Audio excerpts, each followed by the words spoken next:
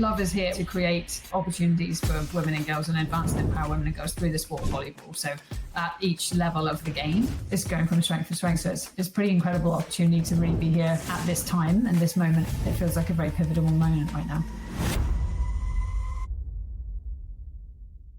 Hello and welcome to the Sports Pundit Podcast, the show for people shaping the future of sport. Driven by my curiosity working in the industry, I've brought together leading executives to host conversations with decision makers across innovation, marketing, media, finance and performance, unpacking their strategies and industry shaping ideas. On today's episode of the Sports Pundit Performance Podcast, Rich and I are joined by Rosie Spaulding, President of League One Volleyball, otherwise pronounced as LOVB, the first fully integrated youth to pro volleyball league in the United States. Rosie's 20-year career has taken her behind some of the world's biggest sporting stages, from Super Bowl 50 to the Rugby World Cup Sevens and America's Cup. But it's at LOVB where she's rewriting the playbook entirely. Rather than inheriting a league, they're building one from the ground up, designed around the whole athlete. In this conversation, we explore how LOVB is reshaping athlete development, redefining welfare standards, and building a sustainable professional model, fueled by youth participation rather than broadcast dependency. So, without further ado, please enjoy our conversation with Rosie Spaulding. Thank you so much for joining us today. I really appreciate it. Where we like to start every conversation is just a little bit with the guest's personal journey. So, Rosie, if you wouldn't mind giving us a little bit of an overview of your journey to date. Sure. So my background did not start in sports, but I have been involved in sports since 2003 when London were bidding on the Olympics. And I have had the good fortune to work with many different sports and different properties in different parts of the world. But I think that the underlying theme across all of them has been predominantly starting from scratch. And where I have a passion for now is sort of building and creating and establishing a vision, building strategies, plans, teams, and seeing those through to execution. And just, I guess overall just enjoy creating incredible experiences for athletes and fans and partners, both in real life and then digital broadcast through that as well. I've been in the US for about 16 years and was first connected to League One Volleyball back in 2018 as a consultant. And we were just a small handful of folks at the time imagining what a professional volleyball league could look like that was deeply connected to a youth community. So I think the two things that I found really compelling were, one, that there was not a place for these top athletes coming out of the US to play professionally in the US. And secondly, this connectivity to the youth ecosystem. So that really caught my attention. And I've been here ever since. I joined full-time in 2022 to head up the Pro League. Nice. When it comes to that community approach, I guess that was probably the thing that first kind of drew me into wanting to learn more about LOVB. I actually remember writing an article, I think before the first season kicked off. I listened to a podcast with Caitlin Gow, and I found it really interesting hearing her background, particularly from a retail perspective, and the fact that she'd worked with Lululemon. There's quite a lot of parallels between the kind of community first approach that you see on the retail side with something like Lululemon, and then the approach that what she's borrowed from her experience there and building up the community side of LOVB before even launching the Pro League. So for those that maybe aren't as familiar with the model, maybe you could just give a little bit of an overview of what has already been established with LOVB, and then because there was a few years of the community side before the Pro League launches, right? So maybe that's right. A bit of the sort of overview of how it's structured.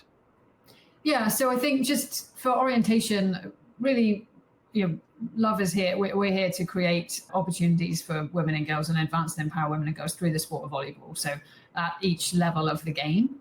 And how that's manifested is that we very intentionally built the youth side of the business first, the community side of the business first. So we spent 4 years very intentionally growing our community of clubs. We're now, I actually don't know how many we take, more than 70, and it's growing all the time across the country. So we've got about 23,000 8 to 18-year-olds across the country playing in our LOVB clubs, and then very intentionally launched Pro after the Paris Olympics, leveraging that spotlight and knowing that 10 out of the 12 athletes on the US team were playing for us professionally, and leverage that moment to launch the professional league. So really at its heart, we're always thinking about that youth to pro connection. Our pro teams actually train in our club gyms, so they're literally practicing in front of our youth athletes. We're very intentional about the programming that we offer off the court and the development opportunities that we offer, both on the court but off the court for our athletes, whether they're 10-year-olds that recently just started volleyball or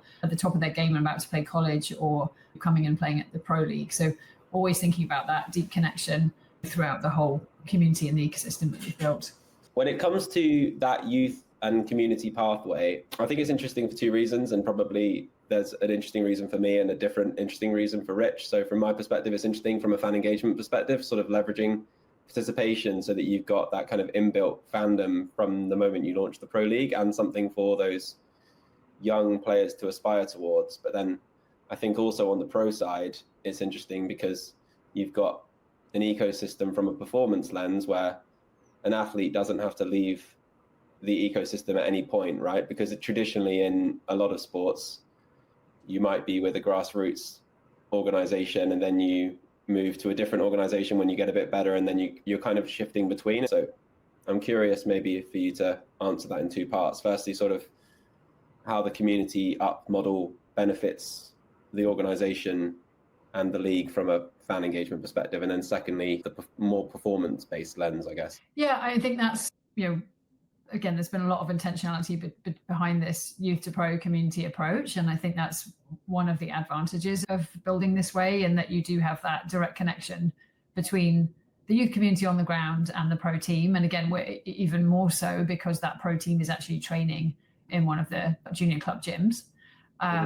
So it builds that, you can't be what you can't see, right? Like our youth athletes for the first time now have the opportunity to see up close our pro athletes training in their gyms. And it's something we talked about for a long time, but to actually witness it firsthand in the lead up to our first season was pretty amazing. Just to see all these kids watching in absolute awe of these women playing at the highest level in their own gym. So that's pretty neat. And I think that does start to build that visibility, and you build that connection. It resonates, and it does lead to interest in match attendance, etc. So I think it's really important. And then we've also learned that you've got also be intentional about that too. So very much working with our club community in terms of what's the sort of experience that they'd like from our pro matches. Is there something that would be really particularly compelling to them, and just very much a two-way conversation to ensure that they're really getting something out of showing up at our matches as well. And it's a two-way street, because they can learn a lot from watching the pros. And then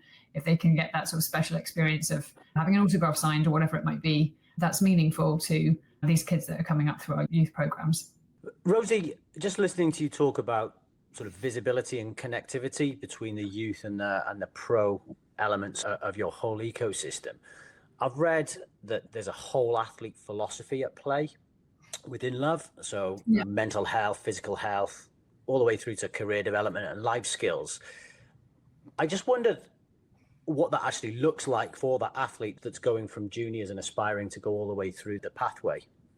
Yeah. So that, again, has been something that's very, very much intentional as we've built this community. And we're pretty proud of our whole athlete program, which is about personal and professional development opportunities, both on and off the court.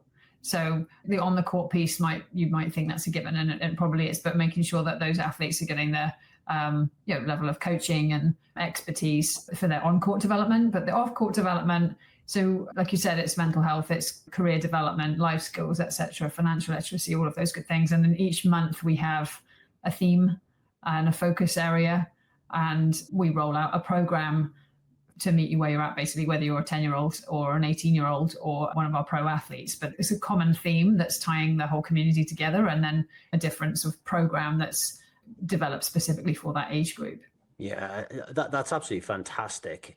And it kind of makes me wonder if those kind of initiatives somehow ensure, for want of a better word, stickiness with athletes in the program. Do you find that helps avoid things like athletes dropping out of the system for one reason or another? I think that's a huge benefit of why athletes choose to play in Love at whatever level they're at. Honestly, I think it's really appealing. It's like the high performance on the court is important, but to the extent, that's not everything. Our overarching mission here is, to offer opportunities and advance girls and women through this sport. So that's not just on the court, it's off the court, and it's not just through the season, it's 365 days a year. And what does that look like? So I think there's been a lot of intention around that program, and I think that's a lot of the reason why athletes choose to play in our clubs and pro league. Yeah, I hear you talk about intentionality in what you've said so far, and does that link to you feeling a large degree of responsibility, I suppose, for kind of setting the welfare standards in the league and the whole ecosystem, and perhaps even more broadly in women's sport in general? Yeah, I take a lot of that on. I take it very seriously. And it's something that's important to me and our whole community here, and really how we've built, like, very deliberately from the beginning. Well, we knew that we were going to focus on the youth side of the business first from a professional league standpoint.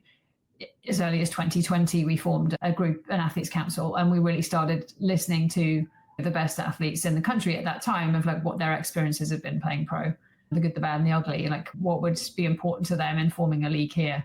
Acknowledging that we're a startup and we can't do everything in season one, but just that buy-in and informing our decisions has been absolutely critical, I think, to our success. Just that connection with our athletes, and, for example, understanding that health and wellness support was important to them, like health benefits over here. So, our athletes are actually employees of the league, so they get those benefits year round.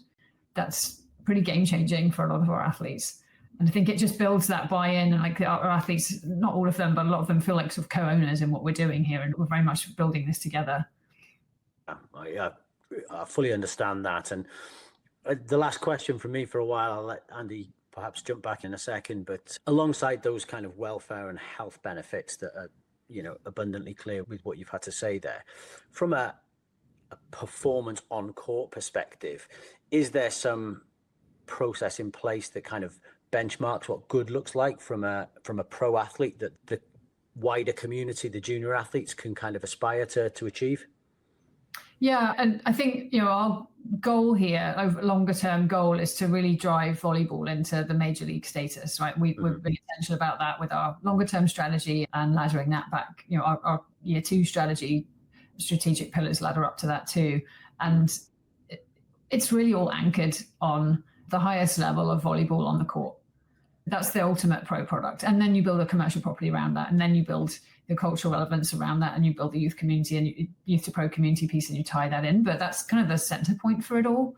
That is really important to us. We've taken that very seriously. Our goal is to truly provide a choice to women to play here at the highest level versus have to go overseas if they want to. And so, bringing in the highest level of coaching staff, bringing in some of the top athletes from overseas, from Europe and from Asia and from other parts of the world, to ensure that we can really put that highest level of product on the court, and the wraparound, like coaching staff, but additional staff, to create that experience is really important. It's like really the anchor for all of this. Yeah, great to hear. And Andy? Yeah, I guess I'm curious, like you talk about players having to play abroad. For those that are maybe less familiar with volleyball and how that's previously was structured in the US and now how that landscape is evolving, maybe you could just give a little bit of an overview of what the reality was for volleyball players pre-Love. Yeah, so volleyball, I think, also is just a huge sport here. The number one girls team sport in the US. The collegiate records are consistently being smashed from attendance, viewership, etc. 46 million people have either played or do play the sport. So the opportunity is enormous. And yet, until we built Love, the top athletes in the US at the collegiate level were having to go overseas. So about 300 athletes every year would be going overseas for the opportunity to play pro. They just didn't have that chance. There was no league here for them. It's been tried a number of times. And that was a huge motivating factor in creating this ecosystem that we've built, really. It's like, how do we do that? How do we do that sustainably for the long haul, all under the overarching banner of improving and advancing the lives of women and girls through volleyball? So a huge opportunity gap to fill, and the greatest gift that we can give to any of those athletes is to be sustainable and be here for the long haul, and to really elevate the sport, and with that elevate our athletes. As goes hand in hand. And in terms of the intentionality around building Love as a product, like you've obviously built a lot of it from scratch. It's a fairly new league with only 1 year behind it from the pro side, but you've also leaned into like quite a lot of momentum in terms of the cities that you've chosen, places like Nebraska, where there's already a really big following for volleyball. And I'm assuming that there must have been some sort of roll-up of youth participation clubs that already existed. And so almost like providing maybe a more uniform structure, I guess, for clubs. Like, were clubs previously operating kind of on their own terms, and that's been sort of standardized now across a much wider, like nationwide setup versus like maybe just state by state having like very different standards and training facilities and performance metrics? Yeah, I think that's the benefit of becoming a youth love club, is that you get the whole athlete training, right? All the opportunities that I've talked about on personal professional development. Secondly, from a club perspective, this, like you said, standard operating procedures, but also best practices that we can pull in across these groups. I think it all starts with this mission alignment, and that the idea that each of the clubs that joins us and each of the pro athletes that join us is really here for something bigger than themselves. And so I think it's very important that that's not lost as well. And like that's the with, as we add clubs, as we add ownership groups, as we add, we build and grow here, that mission alignment is really anchoring everything at its heart. But yes, those are some of the benefits. This podcast is produced by O6, but more than just being a production partner, they're also active members of the Sports Pundit community. Having seen the work they're doing across the industry up close, working with leading F1 teams and Premier League clubs, as well as top creators, I'm so delighted to now have them on board and helping to elevate this show to a new level. I feel like that model of like clubs becoming a love club or getting like accreditation to be a love club, it kind of reminds me a little bit of like CrossFit to a degree, where a gym can kind of like take on certain practices and standards in order to become like accredited as a CrossFit gym or a High Rocks gym. Is there then a buy through to the professional side in terms of like, I know LA, for example, is going to be one of the expansion franchises. Are the expansion franchises at the professional level based on kind of real high level of success at the community and club level first? Not necessarily. We looked at, I think we have 28 factors that we look at when we determine where we're going to put a pro city. When we first selected this initial 6, and then additional criteria now as we go into expansion. But I think baseline, there always needs to be that youth club connection and a facility where our pros can train, a youth club facility where our pros can train. And that's one of the sort of foundational pieces of it in that selection. So it's certainly important, and there's a lot of other factors that we look at. But having that combined facility is really key. And we're, but also looking at volleyball avidity, like logistics, like commercial opportunities, etc., like collegiate fandom, connections to the athletes that we're recruiting to that city, etc. There's a lot that we look at, obviously. I was just really going to try and dive back into the kind of performance angle a little bit and understand that obviously as you have junior athletes that mature and go through a certain developmental phase and hopefully transition to this kind of pro phase of their career, has there been challenges that you've faced yet in this kind of embryonic stage of your development with that transition from junior to pro, or is that yet to play out? Well, to be clear, for the most part, most of our junior athletes are going to go through college and then come to pro. So we have that college in between. And at the college level, we have a number of athletes under NIL agreements with us. So really the transition is that college to pro piece. I think, going into our first season, we brought in what we call the Love Six. It was a particularly strong year. We had 6 incredibly talented athletes coming up from college who were within days of completing their collegiate season, which dropped into our pro teams, which was an incredible experience. And amazingly, speaking to the level of talent that came out that year, I think all of them started at some point. And then you saw with that athletes like Lexi Rodriguez and Maddie Skinner, just that sort of Taylor Swift style fandom. It kind of blew my mind. I remember being at our second match of the season in Houston and having 100 athletes bring to get an autograph from Lexi Rodriguez, who's from Omaha. I was like, okay, that was a moment for me. I'm like, okay, got it. We're not even in her home city, and she's got all these young athletes, and it was pretty incredible. And I think a lot of what we saw in season 1, which you don't see in other sports, is this sort of multi-generational fandom. So we've got these young athletes coming in with parents and grandparents to some extent, and it's really encouraging to see, and then obviously really interesting for our commercial partners as well. I mean, that's incredible to hear about that sort of multi-generational fandom and trying to link that into, I suppose, your commercial partners. I want to just touch on a topic that's often perceived through a negative lens, which is if one of these fantastic athletes does suffer a significant injury, shall we say, is that something that you as an organization are prepared for, have experienced? I know it's a hot topic in some other sports that are flourishing from a female perspective, and I just wondered kind of what your approach was as an organization there to tackle the injury epidemiology of the female athlete head on. I mean, first of all, it starts with mitigating against injury, right? And just like the high performance coaching wraparound, like care for a pro team, to the training schedule. All of that is obviously super important in terms of mitigating against injury, and injuries still happen. And we had some injuries happen through season one, and it's going to happen. So I think you just, again, plan to mitigate against it as much as you can, and then plan for when that happens. And, it happened a couple of times in season one. We had to bring in replacement athletes, and that's just part of running a league. Sure.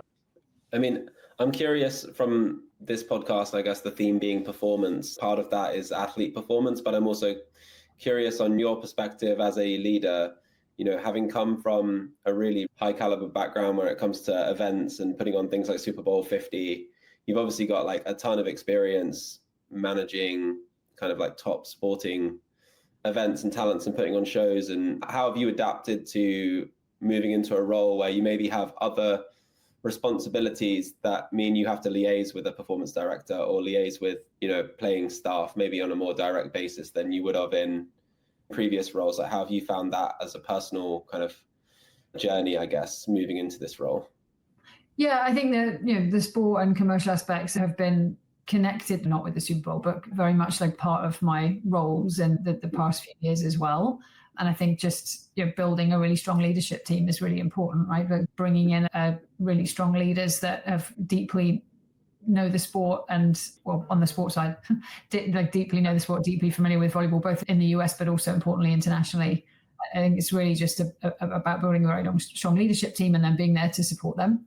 Like I said, coming back again to how intentional we've been specific to our athletes, I think just that group that I've formed in 2020 has been instrumental. Like just acknowledging that I was new to the sport and we were doing something for the first time. Just setting up a monthly time to literally listen and understand the challenges and the things that are important to our athletes, and what hasn't worked in the past was absolutely instrumental, I think, to over those early 4 years before we launched, and getting a really solid grounding before we launched pro last year. Do you think that it was an advantage for you, kind of coming from outside volleyball and maybe not being aware of how it's always been done, and being able to listen to things more objectively and be able to kind of judge things with that outside lens rather than sort of maybe being influenced by your own experiences within the sport? That's been my experience in my career period. I think I've often been in this position where I'm completely new to a sport. And I think as long as you have the deep strength and expertise on the team, it doesn't necessarily need to, the leader doesn't necessarily need to have that deep experience and expertise themselves. As long as you have that and you're listening to it, in my experience, that's been a tremendous advantage, just because you look at things differently, and you're how things have worked in other sports and entertainment and media, and you're sort of bringing that aggregate of experience to a new sport. I think it's actually really important. Rosie, I'm curious, what sort of qualities do you feel are really important as a leader of people that essentially is akin to high performance? Integrity, empathy. I think that's increasingly seemingly very important to me. Allowing, we're hiring strong people, like letting them get on with their jobs and supporting them. I think it's more of a supporting that team than anything else, as much as it is leading that team and allowing them the autonomy to lead their own teams and to do their jobs. As a leader, I think also just always have an eye to building that next team of leaders, right? I think any good leader is building a succession plan and building the people up behind them. So those are some of the qualities that stick out to me, I think, and just providing that structure and security and support for all the people on the leadership team and people behind them. Yeah, I think you have to be comfortable in your own skin and confident in your own abilities to lead like that and leave that legacy play of leaders behind you that you've developed, which kind of ties in a little bit to Andy's earlier question about your knowledge of the sport coming in to lead it. I wanted to ask about other sports kind of looking over the fence at what you and your team are doing. if you continue to succeed on the trajectory that you're on, how open would you be to other sports wanting to come in and cross-pollinate what you're doing with their own ideas and look to evolve their own environments, their own ecosystems? Yeah, certainly open. I mean, that's very much part of our ethos today. I think it's actually been a nice experience, like not transparently, not having really thought about it until 2018, which perhaps is a bit embarrassing, but I'd always worked in men's sports. Mm-hmm. And one of the things I've noticed now moving across to women's sports is just there's a lot more collaboration, like information sharing between the different professional leagues, which I really appreciate. I think that we all have much to learn from each other and best practices and aha moments and things that didn't go so well. So I think very much so. I value greatly an open mind and diversity of thought, and that comes often from people in other places, right? And people looking at things differently in technology and media and entertainment and sports. So yeah, I absolutely, it's part of who I am and part of what I think is important as we all kind of collectively work to grow best practices, I guess, for sports organizations. Did you feel that collaboration has very much allowed you to collectively grow and organically lean on each other's strengths and understandings rather than perhaps lift and shift something that you once knew in male sport because that's how it was always done, and create something that is bespoke and organic for the female athlete, for the female sporting ecosystem? Yeah, I think I've been fortunate in my career, although I sort of made the distinction because I previously worked in men's sports and women's sports. I think that said, I have been fortunate in my career where I've often been in a position where we are, doing something new or doing something for the first time. That's been sort of on repeat really for me, whether it was Sail GP or the first time we successfully commercialized the America's Cup or the autonomy we had specifically around Super Bowl 50, or I think that's been a common theme. So I kind of feel fortunate in that way. And then to be able to take all of those learnings and apply them now to what I hope will be the NBA of volleyball when we get there. It's going to take time, but to be here on the ground floor at such a time when women's sports is on fire, but volleyball's right at the heart of all of that. It's pretty special, actually. And we saw the opportunity in 2020 and started deliberately building the youth side of the business first. Like I said, volleyball was big then, and I think it's just only gone from strength to strength. And you see that in the sort of commercial success. You see that in the attendance numbers, the viewership numbers. You see that in the participation numbers. It's going from strength to strength. So it's pretty incredible opportunity to really be here at this time and this moment in time. It feels like a very pivotal moment right now. Yeah. In terms of that collaboration, I'm curious on the flip side of that, like a lot of the other sort of popular women's sports leagues have a comparable men's league that often like even shares some of the same team identities or similar team identities. With Love or with volleyball more broadly, I would say like there is maybe less of a distinction where if you say volleyball, you don't necessarily have to say women's volleyball for people to know that you're talking about the women's side of the game.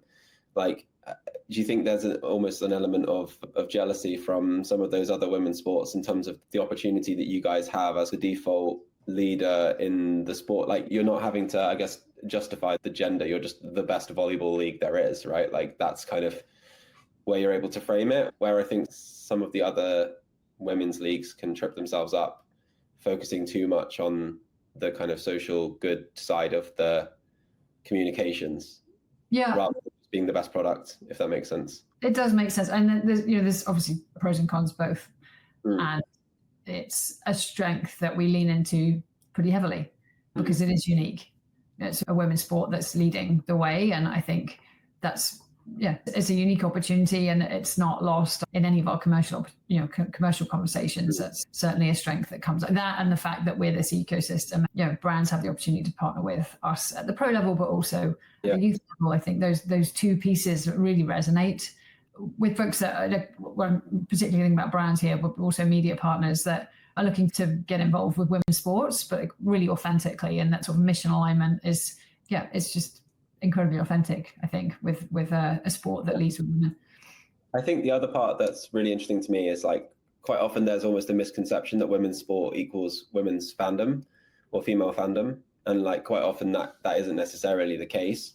But I think judging by the partners, at least, that you've managed to attract, I would assume that there's a heavy skew towards a female audience, given that you've got companies like Skims and Tiffany & Co. and Spanx as leading partners of the league. It feels like you've managed to create a brand that really appeals to a female audience and isn't a kind of men's brand with a W thrown on the front. Yeah, and there's, again, been a lot of intention behind that since the very beginning as well. And, you know, we have a lot of boys clubs too. I mean, the boys volleyball is also growing a lot. So I think, yes, it's a yes and, while our audience skews younger and female, which, you know, very obviously and uniquely stands out to brands. There's certainly a male following as well, and that sort of younger male counterpart, and then also the youth boy. It's been cool to see some of the boys teams show up at some of our matches and also be queuing up for autographs and stuff. So I was just super curious, based off that, whether there was a ripple effect that you'd hope to see, you know, as you evolve as an organization, be that growth, yes, of course, in the women's sport side of things, to almost see if that can get replicated with a male version. Yeah, potentially. I think there's certainly something that we talk about. I think we're focusing on this first intentionally, but I think there's certainly opportunity for that in the future. Mm-hmm. Yeah, exclusive breaking on the Sports Pundit podcast. You had it here first. No, I think talking of the future, I guess maybe that's a nice place to finish, would just be for you to give a little bit of a recap on where you think, or what excites you most, I guess. You're going into season 2 in January, if I'm right. Yeah. And so I guess a lot of your focus right now is on season 2. So if you could just maybe, to finish, a little bit of what you're excited about in the short term future, but then also maybe slightly longer term. Yeah, it's starting to feel very real again, because our athletes show up in just a couple of weeks here. So plenty going on. I think, you know, the greatest gift that season 1 gave us was an opportunity to test and learn in many respects. There was so many great successes from season 1. You know, the fact that we had more than 30 commercial partners signed before our first serve, and the level of play was extraordinary. The parity of play was extraordinary, that we had more than 75% of our matches went to 4 or 5 sets. All these reverse sweeps kept everyone very entertained, and you learn, and we learned a lot, right? So I think it's no probably surprise to anyone on our team, but like within the first few weeks, we're like, okay, double headers probably wasn't a good idea, so we won't be doing double headers this season. So it's really been taking the learnings from season 1, diving into those, and then also taking our longer term strategy where we want to be in season 5, kind of molding those things together to drive our strategic pillars for season 2 and where we want to focus. But not surprisingly, at a high level, commercial success is going to continue to be really important. The quality of play on the court is going to continue to be really important. I'm excited about some of the innovations we'll be bringing to the fan experience and to our digital and broadcast audience as well. And then just continuing to, which will be a slower drive, but this sort of cultural relevance of volleyball as a sport, which will take time. But each year we have that opportunity to, through building our athletes' brands in tandem with the league's brand, we have that opportunity to keep sort of moving that needle too. Yeah, that's all super exciting, and I'm really excited to see how you get on with season 2. Obviously, it was fairly recent news about Alexis Ohanian coming in as an owner for the LA team, and I'm sure there's a lot more expansion on the horizon by the time you get to that season 5 that you talk about, and a lot of lessons and iterations to be done in the time between. Yeah, no, very excited about LA and adding more teams in season 3. So watch this space. And then, as always, we're learning a lot, and it's exciting to be able to put those learnings into action and actually improve as we go. It's year 2, but we'll come back better than season 1, and we'll keep growing each year here. Thank you so much for joining us on the podcast. I really appreciate you taking the time to share a little bit of your insights in how it's all gone so far and where you're looking to go in the future. Yeah, thank you. Thank you for the opportunity. It's great to see you both. Thank you for listening to the Sports Pundit podcast, kindly produced by the amazing team at O6. I'll include more information about the guests and the topics covered in the show notes. Head to sportspundit.co to find previous editions, access the newsletter, and to sign up for our WhatsApp group and see upcoming social events in cities around the world. See you again soon.